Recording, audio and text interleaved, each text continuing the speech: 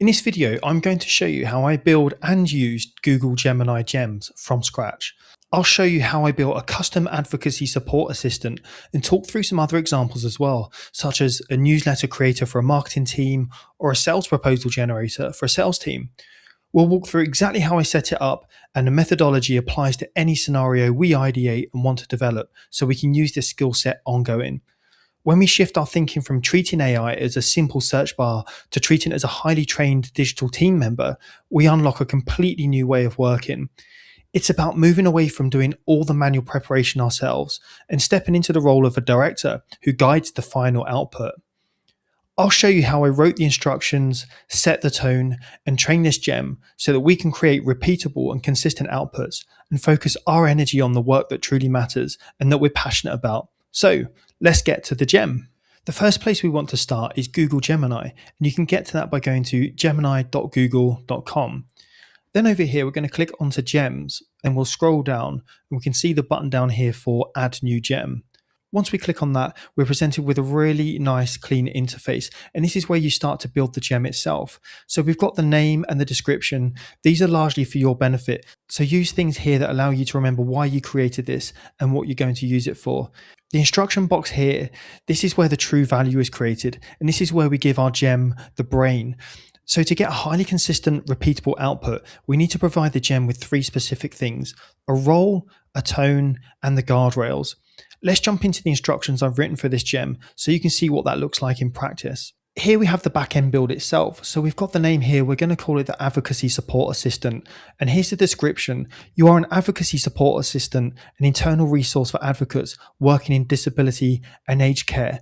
And then we're going to move on to those three things that are really important: the role, the tone, and the guardrails. So here's the role and the purpose. And again, think of this like you're working with a colleague or recruiting someone new into the business. You'd give very clear guidelines as to what their role is and what their purpose is. Then we're going to move on to safety and scope. So this is the tone that we want them to use. So if there's any risk escalation, we need to let the gem know what to do in that scenario.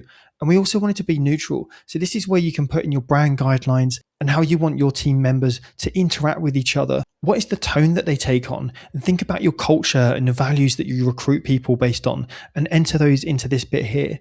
And then we're going to go into the data and the grounding. So what we call the guardrails. This is where you limit what the Gemini can do, but also give it instructions as to how and what it can do.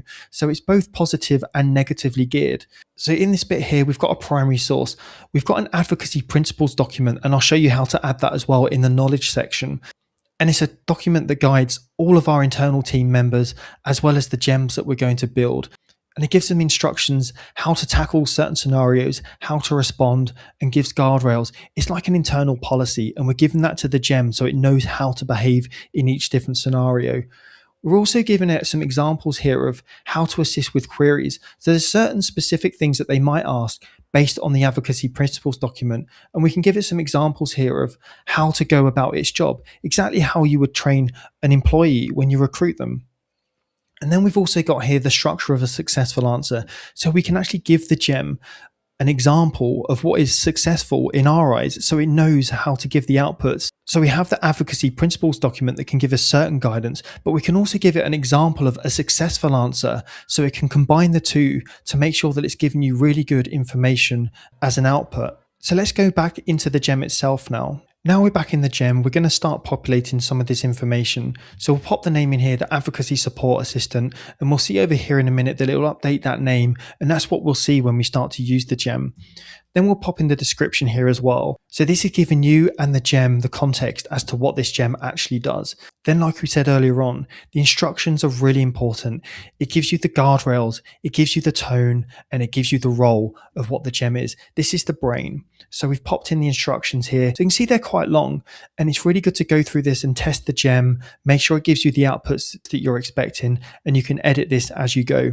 Now what we're going to pop in here is the knowledge. This can be structured data such as Excel tables. It can also be unstructured data like our advocacy principles document in a Word document or PDFs. You can also add in Notebook LM. So if you've created a notebook that's got some trusted sources of information, you can plug the notebook in as knowledge as well. And if you're not sure what Notebook LM is, I've done a video too, which I'll link to at the top here now, so you can go and see that as well afterwards. So we can add in these different reference points as knowledge for the advocacy support assistant that we're building. So I'm going to go in and add from Drive, and we'll locate our advocacy principles document and add that in there. And we can see now this is the source of truth for that. And because we've referenced it in the instructions as well as you must use this as your source of truth. And if you get asked a question that's not in that document, you must say, I don't know. You've got the guardrails and you've got the source, and the two combine together.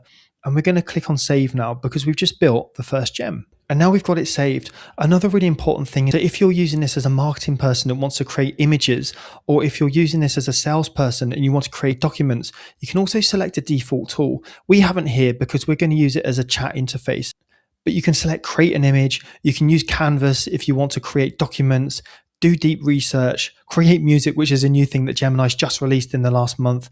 And you can also do guided learning. So this is where it will take on more of a mentoring role and ask you questions rather than giving you answers. So also be aware of this default tool. So if you want to use any of these specific things, you can get it to default to that tool, but we're going to leave it blank for now. So let's jump into the advocacy support assistant and see how it works. Now we're back into the main Gemini section, and you can see here our gem is appearing on the left-hand side. When you click on this, it'll bring up the interface. And again, it looks like a standard chat interface, but it's actually referencing that Gem Backend that we built just a second ago. I'm going to pop this onto thinking because I like using that model mostly for this type of work. We're going to give it a prompt to do the first little test. So we're going to pretend that as an advocate, we're going to go and visit a client this afternoon and we need help with some risk mitigations. So it's going to reference the instructions that we've built, and it's also going to reference the advocacy principles document, and it's going to combine all of those things and give us an output. So again, based on the instructions we've given it and that advocacy principles document, it's given us some instructions and some advice based on that document as to what we should do before we go and visit the client itself. And also down at the bottom, it's given us the source. So it's told us that it's looked at the advocacy principles document, section 2, best practice for client visits. And it's done that because I want to make sure that whatever it says, I can link back to the document itself and make sure that it's part of our internal policies. So it's also really good practice to put in the instructions, give me the source so I can go and double check this for myself. So that's a great example of how we can use the advocacy assistant. Also, as part of the guardrails, I wanted to make sure that it didn't give us things that it shouldn't be giving us. So for instance, if I ask it, can you tell me how to bake a cake? It will reference the instructions, and we've strictly said, don't provide anything outside of the information that we've given you in the advocacy principles document. So it said here that even though it would like to help us whip up a delicious cake, unfortunately it's outside of its scope of work and it can't do that. So again, think of guardrails as things that you can limit your gem and make sure that it gives you outputs that you expect. And just to remember as well, this is all done in a controlled demonstration environment. We would go through a very rigorous testing process involving the wider team before we even thought about rolling this out to the wider organization. This is just an educational video to show you what is possible. Building a gem is not about replacing the human element of your work. It's about elevating it.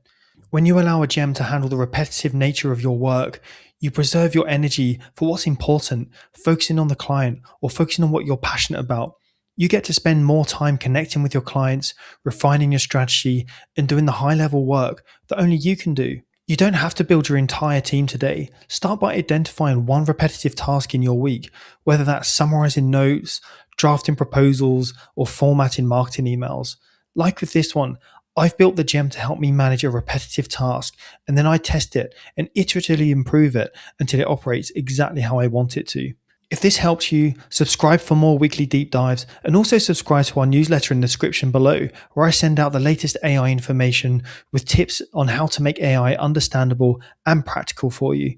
And if you're a business using Google Workspace, you can watch a demo on how I automate other repetitive tasks that saves me hours each week. This video is linked to at the top here. Thank you for watching, and I'll see you on the next one.